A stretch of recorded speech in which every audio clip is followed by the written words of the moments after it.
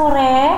Hari ini kita akan belajar bareng. Saya akan sharing tentang gimana sih cara biar kita bisa mendapatkan kulit yang sehat, berkilau, dan juga kita bisa mencegah penuaan dini pada kulit.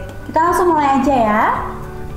Jadi hari ini ada beberapa hal yang akan kita bicarakan. Yang pertama adalah jerawat dan juga bagaimana sih menangani jerawat. Kemudian yang kedua adalah tentang bagaimana kita menangani bekas jerawat. Karena biasanya kalau jerawatnya udah sembuh, PR berikutnya adalah kok masih banyak bekas ya, masih banyak bekas yang hitam atau bekas-bekas yang melesak gitu ya, yang dekok-dekok gitu. Nah, itu gimana cara menghilangkannya. Dan yang terakhir adalah bagaimana kita mencegah dan menangani tanda-tanda penuaan dini pada kulit. Teman-teman, ini adalah apa sih sebenarnya jerawat itu ya? Jerawat itu adalah infeksi pada kelenjar minyak dan penyebabnya adalah bakteri yang namanya Propionibacterium acnes atau nama lainnya yang baru sekarang adalah Corynebacterium acnes. Nah, sebenarnya jerawat itu diawali dengan adanya pembentukan plak atau sumbatan pada jaringan minyak, pada kelenjar minyak kita. Sehingga karena ada sumbatan di atasnya, di gambar paling kiri itu ya, karena ada sumbatan di kelenjar minyaknya sehingga minyak itu tidak bisa keluar. Nah, sumbatan tersebut lama-lama akan menyebabkan peradangan yang dalam bentuk lesi, dalam bentuk kelainan kulitnya kita lihat sebagai mikro atau komedo. Kemudian ditambah dengan adanya infeksi dari bakteri tadi, maka akan menjadi jerawat atau akne yang bernanah yang bisa disebut sebagai akne vulgaris. Nah, kita next dulu. Nah, ini adalah jenis-jenis kelainan kulit pada jerawat ya. Ada yang bentuknya tanpa infeksi dan ada yang dengan infeksi. Yang tanpa infeksi dan tanpa peradangan itu yang sebelah kiri, yang komedonal akne atau akne komedonal. Itu terdiri dari dua, yaitu komedo terbuka yang berwarna hitam di atasnya dan juga komedo tertutup atau yang berwarna putih. Kenapa komedo terbuka itu bisa berwarna hitam? Karena ketika terbuka, kelenjar minyak dan juga sumbatannya itu terkena oksigen dari luar sehingga terbentuklah warna hitam, sehingga bentuknya adalah komedo-komedo yang hitam. Sedangkan kelainan kulit jerawat yang disertai peradangan atau infeksi itu bisa berupa papul atau benjolan merah, pustul atau benjolan merah bernanah, lalu nodul yaitu seperti pustul yang berisi nanah tapi besar, dan kemudian kista. Kista itu jerawat berisi nanah tetapi dia terpendam agak ke dalam gitu. Boleh next? Nah, penyebab jerawat banyak sekali ya teman-teman ya. Dari hormonal, stres psikis, atau banyak pikiran, atau begadang, kemudian adanya wajah yang terlalu berminyak, pengobatan obat-obatan tertentu. Jadi misalkan untuk teman-teman yang sedang program hamil, biasanya akan mendapatkan hormon atau obat yang mengandung progesteron. Nah, obat-obatan itu bisa menyebabkan jerawat. Lalu yang lainnya juga bisa karena mikroba atau bakteri-bakteri yang ada di wajah kita, di kulit wajah kita. Kemudian genetik, misalnya orang tuanya memang berjerawat sehingga anaknya lebih mudah berjerawat. Kemudian bisa juga karena kita sedang dalam masa remaja, itu juga bisa menyebabkan minyaknya menjadi lebih banyak dan bakteri penyebab jerawat itu juga lebih banyak sehingga lebih mudah muncul jerawat. Faktor lainnya apa? Kalau kita melihat dari lifestyle anak zaman sekarang nih ya, anak milenial sekarang itu seringnya begadang, nonton drakor, kemudian nonton drakornya pakai handphone. Nah, itu adalah kombinasi yang pas untuk menyebabkan jerawat karena begadang dan juga radiasi dari gadget itu akan mempermudah timbulnya jerawat. Lalu lifestyle yang tidak sehat, contohnya adalah merokok, kemudian minum alkohol. Lalu higienitas yang buruk seperti kita tidur tanpa membersihkan make up. Lalu penggunaan masker, kita sekarang sedang masa pandemi corona ini pasti menggunakan masker ya. Nah, penggunaan masker yang sama lebih dari 3-4 jam akan mempermudah timbulnya jerawat. Jadi disarankan masker itu setiap 2-3 jam ganti maskernya. Kemudian makanan tinggi lemak, misalnya makanan yang mengandung lemak tinggi, lalu susu full cream, lalu kemudian goreng-gorengan. Nah, kemudian yang mengandung gula tinggi itu akan menghambat proses regenerasi dari kelenjar minyak kita sehingga mudah tersumbat, jadi mudah berjerawat. Nah, lalu paparan cat rambut. Nah, ini fun fact ya. Jadi untuk cat rambut yang warnanya gelap, baik itu merah tua, coklat tua, atau hitam, itu mengandung yang namanya PPD, paraphenylnediamin. Nah, PPD ini yang mudah menyebabkan jerawat dan juga alergi.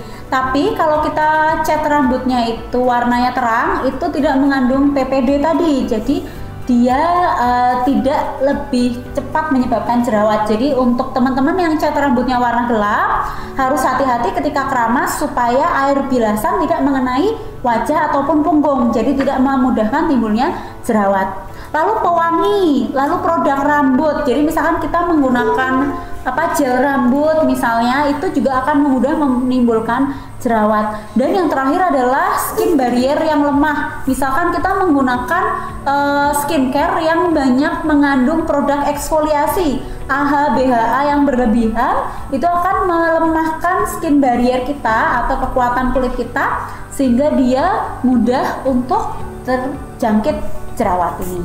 Next.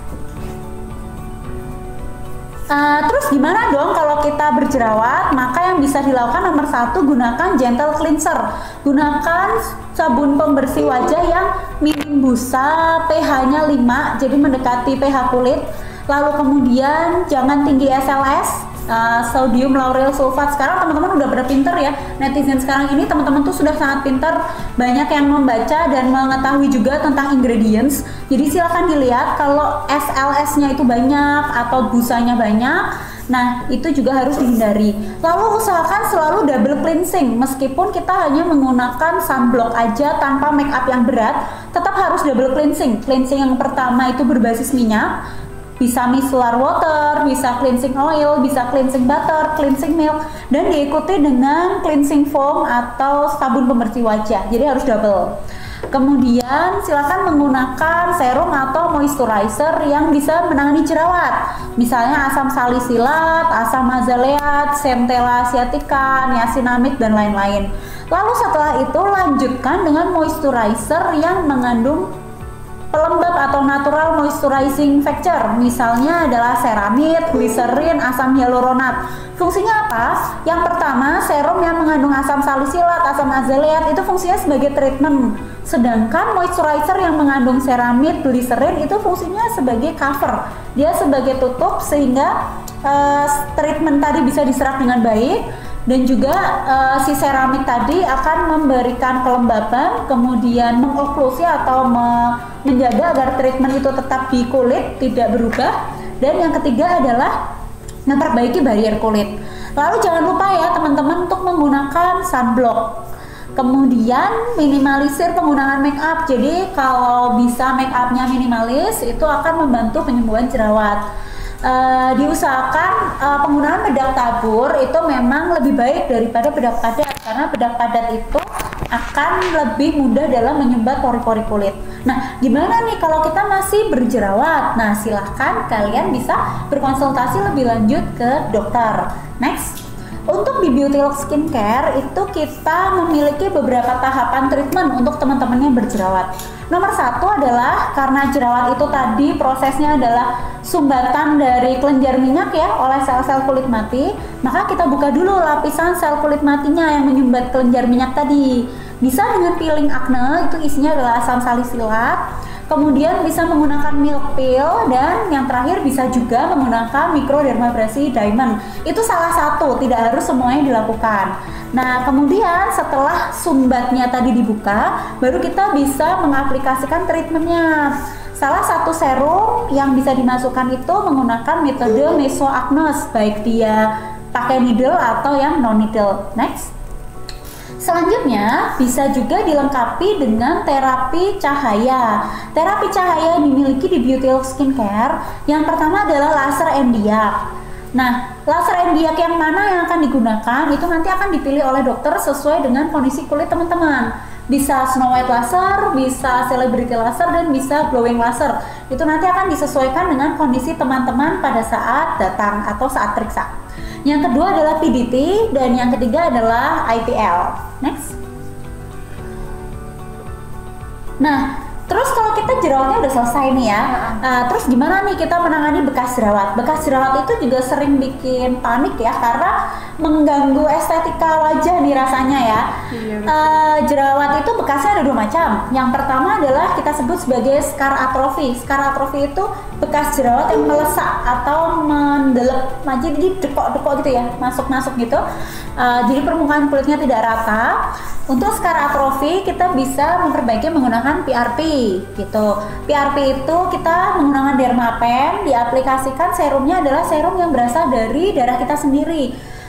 Kalau di luar negeri ini lebih familiar dengan nama vampire facial seperti itu. Kemudian yang kedua adalah untuk bekas jerawat yang warnanya hitam atau merah tapi permukaannya rata, tidak melesak tapi juga tidak timbul ya. Nah, yang seperti itu kita sebut sebagai HPI atau hiperpigmentasi pasca inflamasi. Jadi hanya bentuknya rata tapi warnanya coklat. Nah, di situ kita bisa pakai krim pencerah, bisa pakai peeling, bisa laser MDiak, bisa PRP, meso maupun PDT. Yuk, next.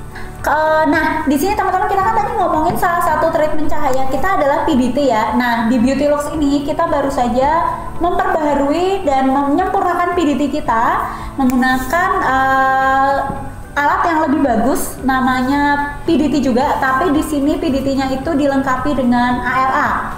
ALA atau asam methylate itu fungsinya supaya cahaya dari PDT itu bisa diserap dengan lebih baik. Next.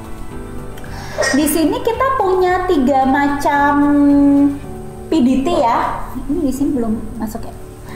Di sini kita punya 3 macam PDT, yaitu yang biru, yang merah, sama yang ungu. Nah, jadi gini, yang biru itu kalau teman-teman lihat di gambar, dia hanya sampai di permukaan kulit di atas kan. Nah, itu fungsinya adalah untuk membunuh jerawat. Karena lokasi dari kelenjar minyak itu agak ke atas. Jadi kita kalau ingin mengatasi jerawat, mengatasi sumbatan di kelenjar minyak, maka kita menggunakan PDT yang lokasinya di atas, yaitu yang biru. Sedangkan untuk PDT yang merah, seperti teman-teman lihat, dia bisa menembus sampai ke lapisan kulit yang bawah atau dermis, sehingga lebih banyak digunakan untuk rejuvenasi, menghilangkan bekas jerawat, menambah kekenyalan kulit, memicu supaya kolagennya yang dihasilkan lebih banyak, dan juga mencegah tanda-tanda penuaan kulit. Sedangkan kalau yang violet atau yang ungu itu adalah gabungan dari keduanya. Itu bisa kita gunakan kalau kita ingin menghilangkan jerawat sekaligus bekasnya, atau misalnya pada teman-teman yang berjerawat tetapi kulitnya kering. Jadi sambil kita menghilangkan jerawat, kita juga sambil untuk memicu timbulnya kolagen baru. Jadi jerawatnya berkurang, jerawatnya hilang, jerawatnya kering, tapi juga kulitnya menjadi lebih lembab, lebih moist gitu, dan juga lebih kenyal. Next. Nah, ini adalah contoh-contohnya PDT yang kita punya, yang merah, ungu, dan juga biru. Iya. Nah, itu tadi adalah gimana kalau kita ingin mengatasi jerawat. Nah, saya lihat nih ya dari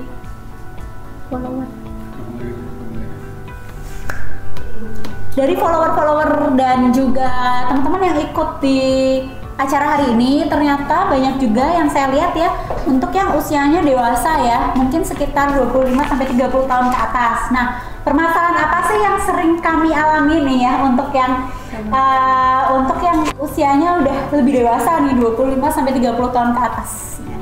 Maka yang sering banget dijadikan masalah adalah kerutan, baik itu kerutan halus maupun kerutan yang dalam. Nah, gimana ya cara kita mengatasi kerutan? Slideshow. Sebenarnya apa aja sih yang bisa menyebabkan penuaan kulit, terutama penuaan kulit yang dini ya? Ada banyak hal. Nomor 1, penyebab utamanya adalah paparan sinar matahari jangka panjang. Maka teman-teman jangan lupa untuk selalu rutin dan rajin menggunakan sunscreen. Disesuaikan saja dengan warna kulitnya. Tidak harus selalu menggunakan SPF 50, silakan disesuaikan. Untuk teman-teman yang kulitnya itu terang, warnanya terang, warnanya putih, warna terang, itu memang lebih mudah mengalami sunburn, lebih mudah merah kulitnya ketika terkena matahari, dan juga lebih mudah tanning. Nah, di situ kita memang membutuhkan SPF yang tinggi 45 sampai 30.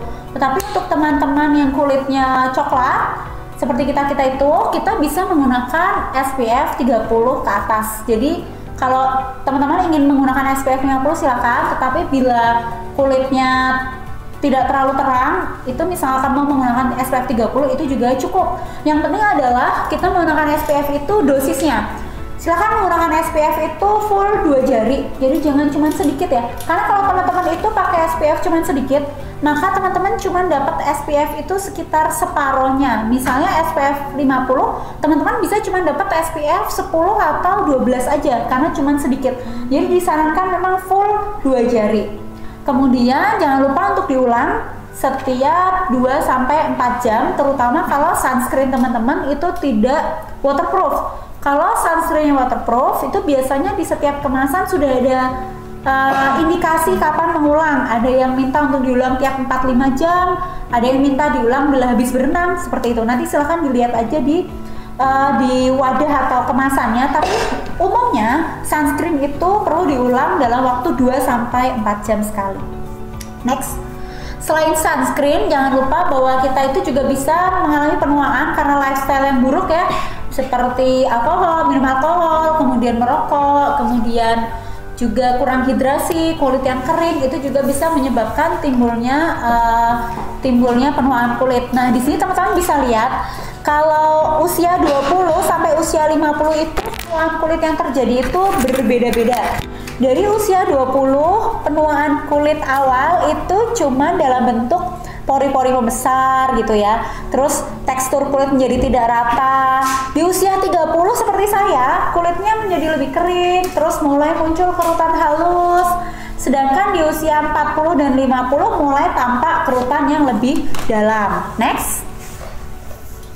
Ya, itu. Nah, tadi salah satu dalam kalau kita menua itu juga ada yang menjadi masalah adalah sagging eyes. Sagging eyes itu kantong matanya menjadi lebih tampak jelas. Penyebabnya apa?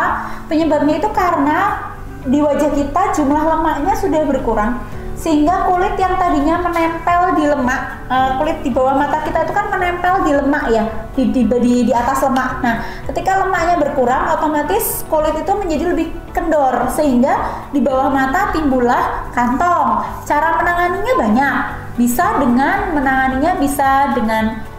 tanam benang, bisa juga yang sedang baru aja kita miliki di Beauty Look Skincare Angkat Dalan ini adalah radiofrekuensi untuk mengurangi kerutan dan juga bengkak di bawah mata. Untuk teman-teman yang kurang suka penggunaan filler, penggunaan tanam benang untuk kantong mata, itu bisa mencoba treatment yang itu, yaitu radiofrekuensi.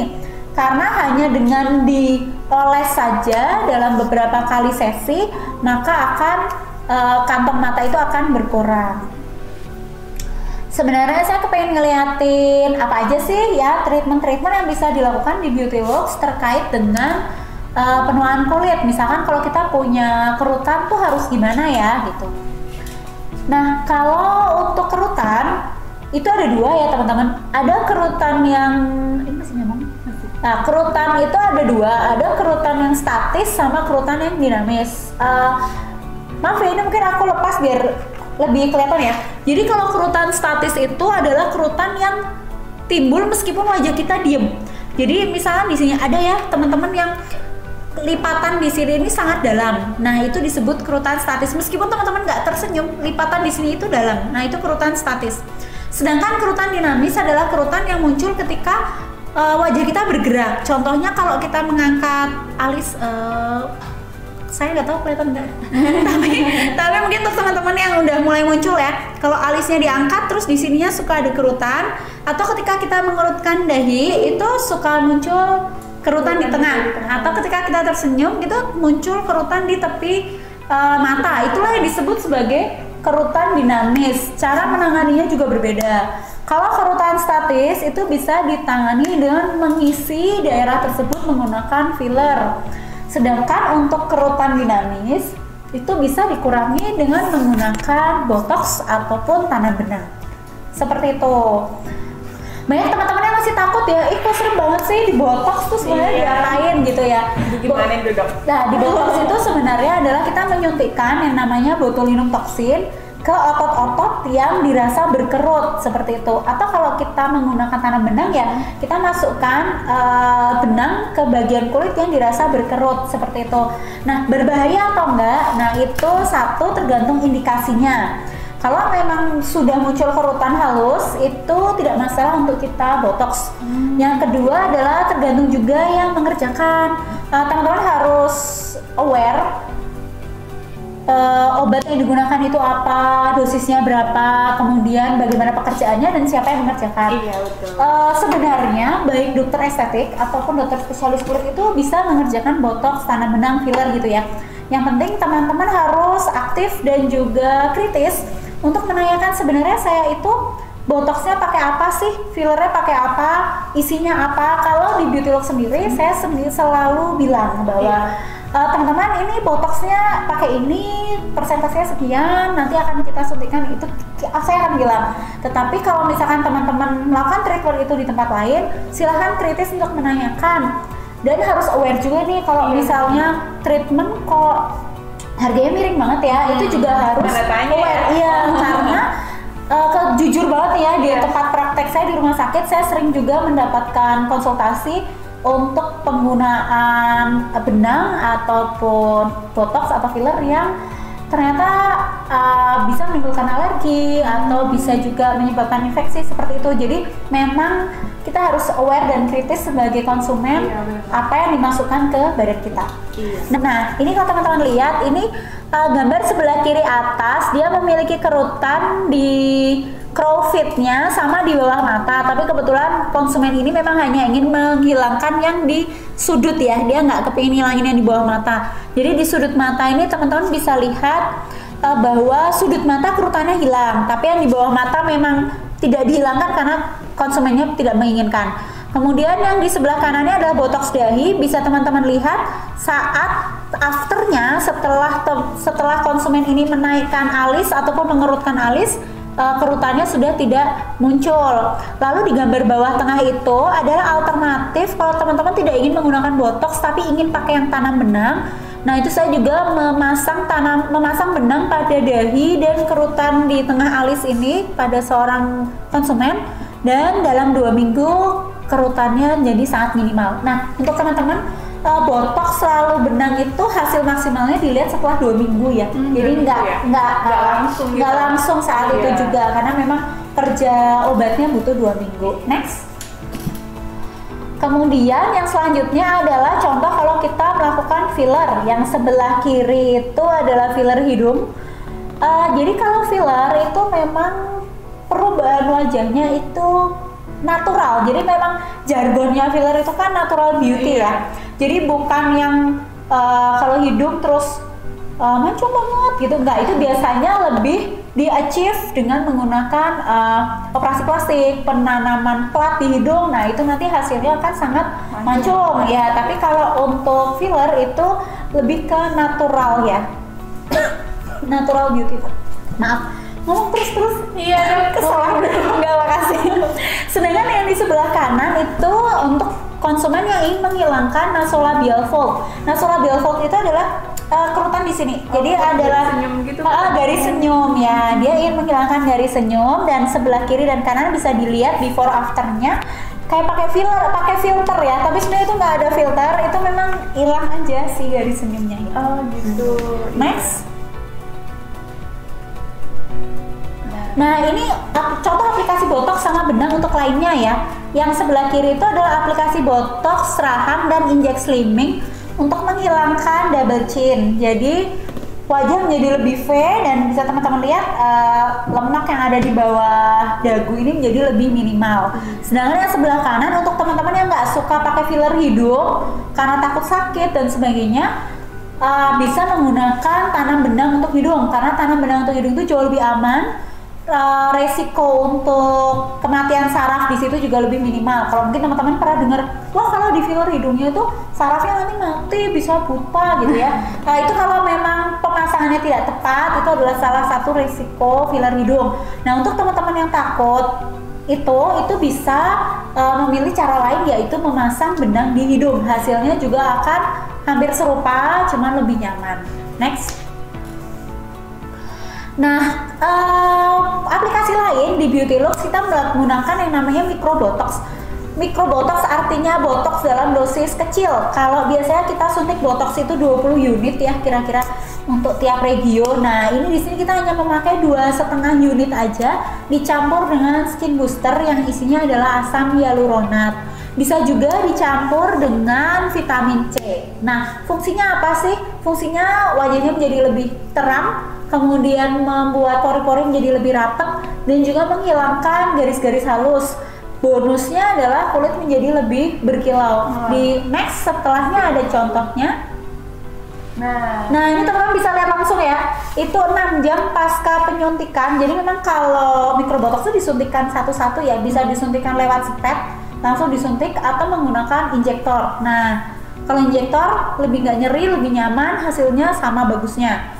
Nah 6 jam berikutnya konsumennya ini jauh lebih glowing ya, jauh lebih berkilau. Next. Treatment baru lainnya untuk teman-teman yang misalnya ingin menghilangkan bekas jerawat, membantu menghilangkan flek, terus kepingin wajahnya menjadi lebih terang, lebih bersih, lebih berkilau. Ini salah satunya adalah Meso White Forte. Jadi pertama kita akan mengaplikasikan dikompres dulu wajahnya menggunakan asam tranexamat yang udah diencerkan selama sekitar 15-20 menit. Baru selanjutnya diaplikasikan serum whitening ke wajah tapi menggunakan dermapen. Jadi mirip kayak PRP. Kalau PRP itu kita pakai darah sendiri, kalau di sini kita menggunakan serum whitening langsung. Gitu, iya. Itu aja. Terima kasih atas waktu yang diberikan. Mungkin kalau untuk teman-teman yang ada pertanyaan, iya silakan. Dan udah banyak ya ini tadi saya lihat pertanyaannya, Dok. Boleh ya kita lihat satu-satu. Perbincangan kita saat ini menarik banget ya, karena kan relate nih, banyak banget yang jerawatan. Terus udah jerawatnya sembuh, aduh hilang bekasnya gimana? Ya. Banyak banget, Dok. Setelah agak lebih tua, terus kok ada kerutnya gimana ya? Ya permasalahan wanita ya. Tapi jangan salah ya, sekarang pun banyak pasien saya tuh laki-laki yang datang karena kan kita semua kepingin bersih, punya kulit yang sehat gitu ya. Iya benar. Sebenarnya lebih ke aging gracefully ya. Kita menua dalam kondisi yang baik dan menyenangkan. Dengan indah, dengan indah. Silakan dipilih. Dari atas ya. Pertanyaannya dari Asifa Nur Adela itu, Dok. Halo Asifa Nur Adela, halo. Selamat sore. Halo Dok, saya Asifa. Halo Asifa, saya Dokter Lintang. Saya ingin bertanya, kandungan skincare apa yang digunakan untuk meredakan kulit berjerawat? Dan kandungan skincare apa yang dihindari ketika ingin memilih produk perawatan wajah? Oke, jadi gini, kita harus membedakan produk perawatan wajah yang diresepkan dokter dan yang dibeli di drugstore. Yang beli di drugstore yang teman-teman bebas beli, itu namanya skincare over the counter atau OTC. Nah, jadi gini teman-teman, sebaiknya silakan teman-teman itu memilih mana yang cocok. Kalau misalkan teman-teman ingin menggunakan skincare over the counter, nah teman-teman bisa memilih skincare dengan kandungan-kandungan seperti berikut. Nomor 1, kita lihat dulu wajah kita. Wajah kita itu sebenarnya permasalahannya apa? Kalau permasalahannya berjerawat, kita bisa memilih satu yang paling saya suka nih ya. Karena apa saya suka? Karena skincare ini, kandungan ini bisa mengurangi timbulnya jerawat, menyembuhkan bekas lukanya, sama memperbaiki barrier kulit. Nomor 1 adalah niacinamide. Itu jagoan banget ya menurut saya. Silahkan memilih niacinamide yang persentasenya di atas 4. Jadi 5% ke atas. Itu fun fact juga, niacinamide itu juga punya efek untuk melindungi kulit kita, DNA kulit kita dari kerusakan akibat matahari. Karena untuk teman-teman yang jerawatnya banyak, jerawatnya lagi besar-besar, jerawatnya lagi sangat meradang, kalau diberi sunblock itu sering juga bertambah jerawat. Karena karena sunblock itu kan prinsipnya blocking ya, dia mencegah supaya matahari nggak masuk terus mantul ya. Nah, salah satu efek sampingnya memang adalah timbulnya jerawat. Apalagi kalau teman-teman pakai yang isinya yang jadi sunblock kimia ya. Kalau teman-teman pakai yang physical sunblock yang isinya titanium, isinya zinc oxide, itu tidak menyebabkan jerawat. Cuman white cast-nya aja yang kadang-kadang gemes ya, karena pakai sunblock putih gitu. Nah, untuk teman-teman yang belum bisa menemukan sunblock yang disukai, belum menemukan sunblock yang pas di wajah, masih berjerawat kalau pakai sunblock, teman-teman bisa menggunakan niacinamide karena dia memiliki efek melindungi kulit dari paparan matahari. Cuman ya caranya beda dengan sunblock, bukan blocking tapi lebih melindungi DNA-nya supaya tidak rusak dan mencegah supaya pigmen kulit tidak keluar berlebihan, jadi nggak jadi hitam nih habis panasan gitu sebenarnya. Itu yang pertama ya, niacinamide. Yang kedua adalah Centella asiatica karena dia punya efek untuk menghilangkan jerawat dan juga memperbaiki barrier kulit kita. Yang ketiga adalah skincare yang meningkatkan jumlah air di kulit, yaitu gliserin, asam hyaluronat. Karena kalau kulit kita itu terhidrasi dengan baik, maka tidak akan mudah berjerawat, wrinkle-nya juga nggak cepat muncul, dan warna kulit kita menjadi lebih terang. Kenapa? Meskipun nggak pakai pemutih kok tampak lebih cerah ya? Karena sebenarnya kulit yang cerah itu terjadi karena matahari itu terpantul dengan air di dalam kulit. Oh gitu. Jadi kalau kulit kita airnya banyak, hidrasinya full, cahayanya yang akan terpantul maka akan tampak lebih cerah. Bukan putih ya, cerah. Nah, sebenarnya putih itu preferensi tiap masing-masing ya. Semua warna kulit itu sehat ya, dari yang putih, fair, kuning, coklat, dan coklat tua itu semuanya sehat karena Tuhan yang kasih pasti paling bagus lah ya. Tapi pasti ada teman-teman yang preferensi atau ingin mencerahkan warna kulit. Nah, untuk teman-teman yang mencerahkan warna kulit bisa memilih skincare dengan kandungan tadi satu ya, niacinamide. Yang kedua vitamin C. Ya, yang ketiga sabi. Sabi itu sebenarnya ekstrak tanaman yang memiliki efek penelitiannya ya, memiliki efek setara dengan hidroquinone. Oh gitu. Efeknya ya, tapi dia tanpa efek sampingnya. Organik ya dok ya sabi itu. Sabi. Tapi baru sedikit ya produk yang mengandung sabi. Ada satu produk lokal yang mengandung, tapi saya nggak usah ngomongnya nanti saya kira di endorse teman-teman pasti udah tahu. Terus licorice itu dari akar merah. Terus bisa juga kita menggunakan kojic acid, asam laktat, AHA, itu juga mencerahkan wajah. Nah, bagaimana dengan di Beauty Looks? Untuk teman-teman yang lebih senang perawatan dokter, itu sebenarnya bukan karena nggak ada yang salah dan benar menurut saya, mana preferensi masing-masing. Cuman memang kalau di dokter itu kita akan memilih sesuai dengan permasalahan kulitnya, dengan jenis kulitnya. Dan untuk di Beauty Looks sendiri, skincare yang diberikan itu tidak menyebabkan kita terus ketergantungan kalau berhenti terus ada masalah apa enggak. Terus kalau teman-teman sedang hamil atau teman-teman menyusui itu juga silahkan disampaikan, maka nanti akan dipilihkan skincare yang krim yang kandungannya itu sangat aman. Jadi pokoknya dimanapun teman-teman ingin menggunakan krim, baik itu di Beauty Looks atau di klinik lain, itu silahkan jujur kondisinya apa sehingga dokternya juga bisa memilihkan skincare yang pas. Kita lanjut ke kedua ya. Dokter aja deh yang milih, diacak. Aku pilih aja ya. Mana ya? Tadi ini sama ya pertanyaannya dari Kak Yusrotun itu, kalau sudah bekas jerawat yang sudah agak kehitaman bisa dihilangkan? Oh bisa banget, jangan khawatir. Teman-teman kalau pengen pakai produk over the counter sama ya, silahkan mencari yang sifatnya brightening kayak niacinamide, centella, lalu glutathione, vitamin C, AHA seperti tadi.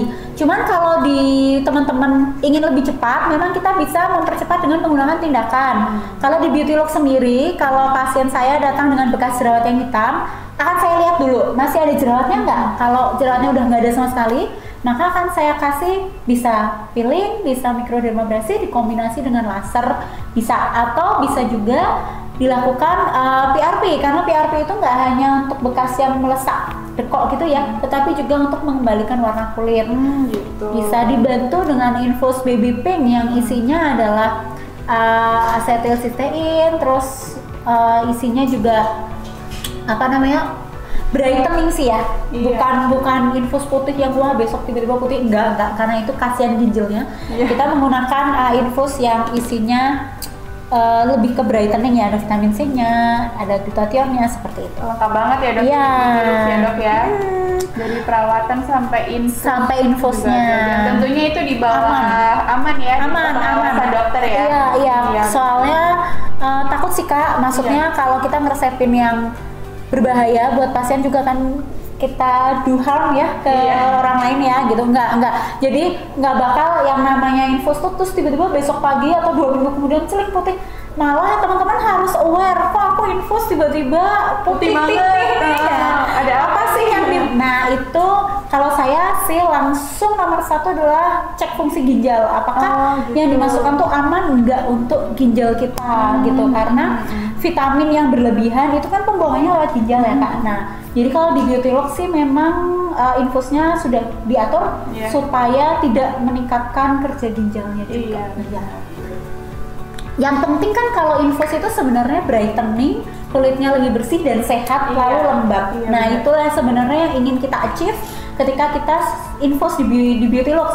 Ketika saya meresepkan infus ke pasien itu nomor 1 adalah tujuannya kulitnya sehat, lembab, cerah, bersih, jadi sehat gitu. Dan tambah lagi dok, ini kan juga mengandung vitamin C ya, selain kulitnya sehat jadi juga imun booster juga. Iya betul, apalagi di masa pandemi kayak gini ya, bisa untuk meningkatkan daya tahan tubuh. Jadi double manfaatnya ya.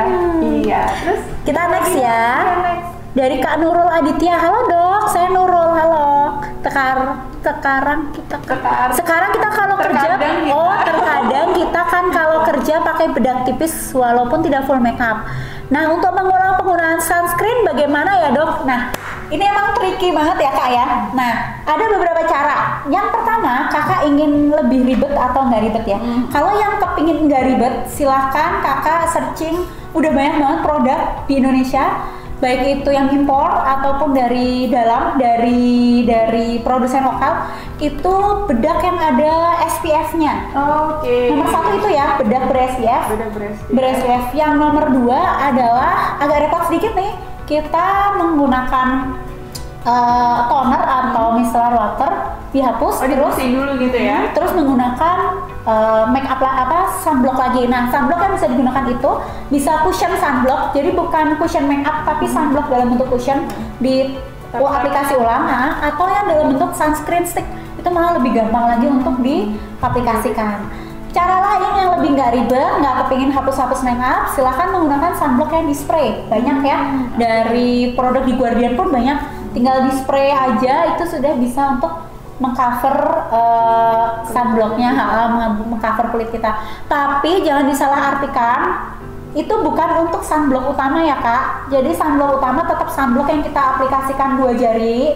Sedangkan produk-produk tadi untuk reapply aja, retouch aja.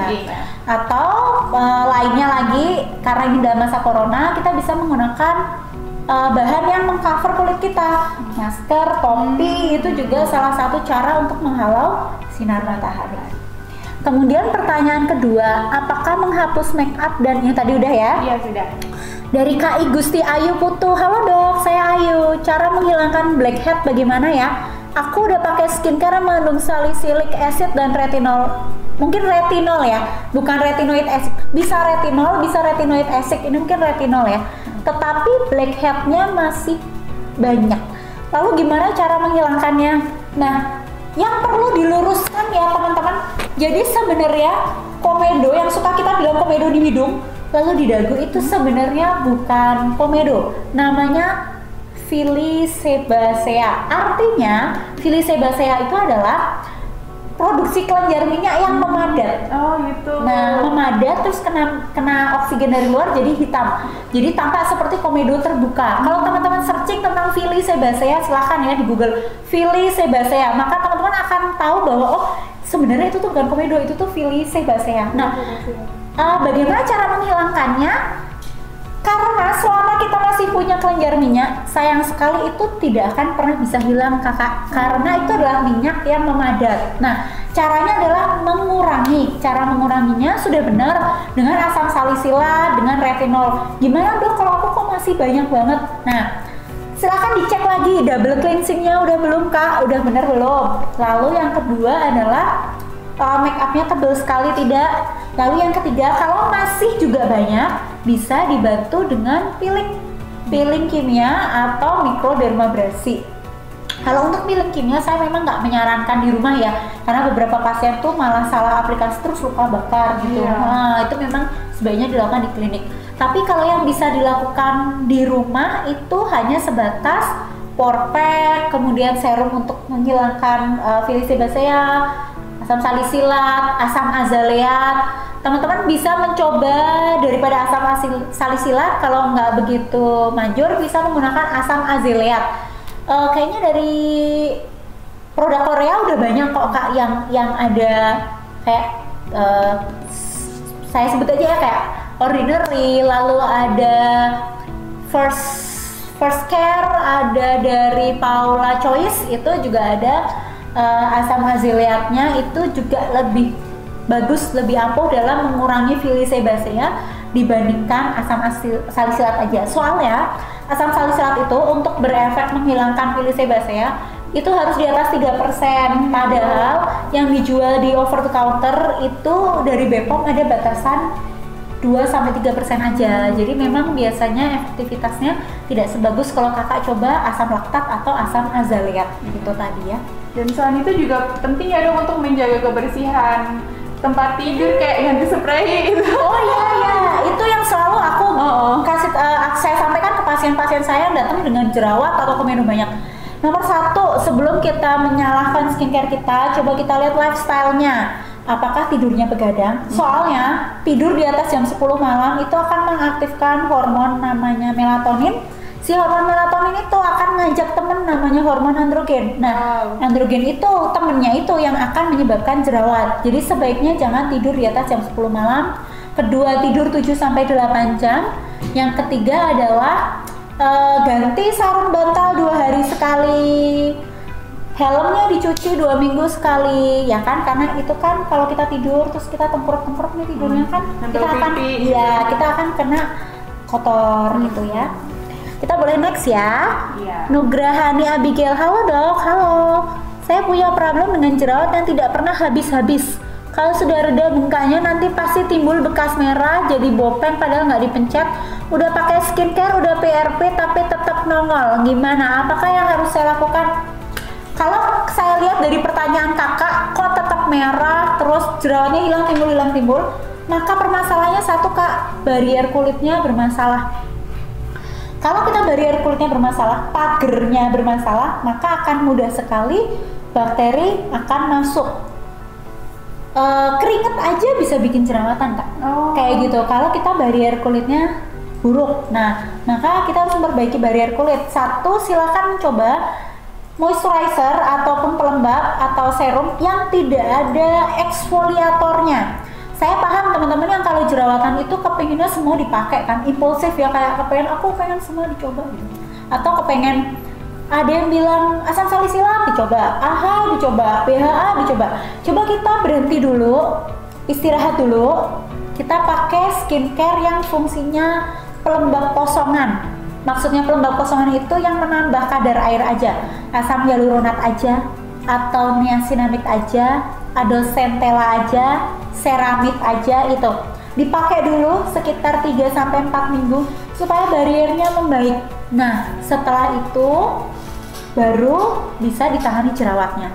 Itu kalau kakak ingin pakai skincare yang over the counter. Tapi kalau kakak periksa ke dokter, nanti pasti akan diresepkan yang mengandung seperti itu, yang ada treatment dan juga ada yang untuk memperbaiki barier. Pada intinya kalau saya untuk pasien-pasien yang gampang sekali jerawatan, mari kita perbaiki dulu barier kulitnya sambil di treatment jerawatnya gitu.